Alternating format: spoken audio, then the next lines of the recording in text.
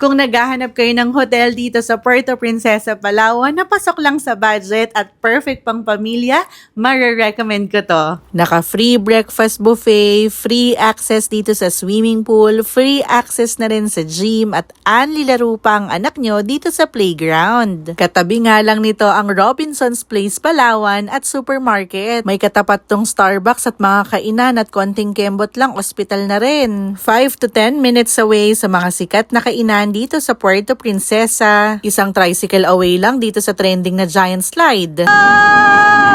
Sobrang lapit din sa kilalang bilihan ng pasalubong. At U-Hotel na nga ang napili naming pagstayan for 4 days dito sa Puerto Princesa, Palawan. Isa sa best part, 6 to 8 minutes away lang to sa Puerto Princesa International Airport. 4 na araw kaming magsistay dito sa Palawan at U-Hotel na nga ang napili naming hotel. Na-book namin to sa Klook. Yung link ilalagay ko na lang sa description box. At syempre, wag niyong kalimutan na gamitin ang aming promo code TEAMAGADKLOOK para maka-discount pa kayo. Family room pala yung binook namin at may dalawa tong toilet and bath, isa dito at isa sa loob, kaya hindi kami mag-aagawan. So yung sink area rin nila, provided na ang towel, may vanity kit na rin at meron na ring blower. Dalawang wardrobe ulit, isa dito at isa sa loob, kaya makakapag-ayos talaga tayo ng gamit. Provided na rin ang sleepers. Sobrang luwag nga nito at dito kami magsistay ni Daddy O. King size bed yan, may TV at may ref. At tignan nyo rin ha, ang ganda ng view, garden view. Hindi rin dito tinipid ang upuan ha, kaya pwede ka ditong mag-chill, pwede kang magtrabaho. So from here, dito naman tayo sa magiging room ng anak ko at ni Mama.